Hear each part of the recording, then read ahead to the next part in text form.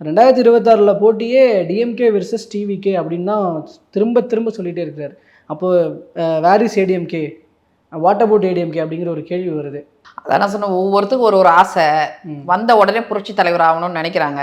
நான் ஒரே ஒரு விஷயம் சொல்கிறேன் பாருங்க, நான் வந்து என்னுடைய தலைவர்ன்றதுக்காக சொல்ல, உலகத்தில் எத்தனோ தலைவர்கள் உண்டு, எத்தனோ இயக்கங்கள் உண்டு.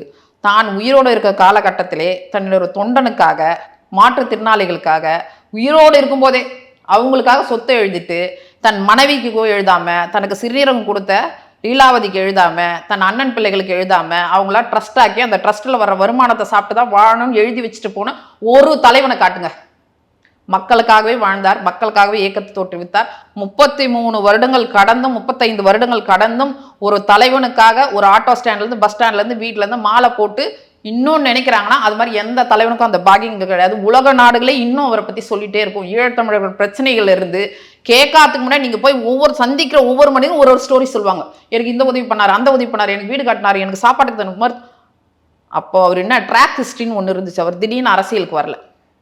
அவர் ஒரு இயக்கத்தில் இணைஞ்சார், திராவிட இயக்கத்திலிருந்து. அப்புறம் அண்ணா கூட வந்து பயணிச்சார், அண்ணாக்காகவே உழைச்சார், அண்ணாவே அதை ஒப்புக்கிட்டாரு.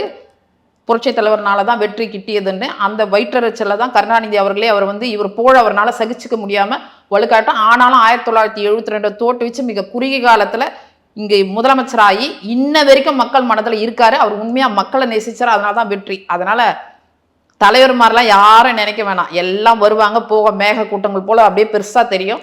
அது கலைஞ்சு போய்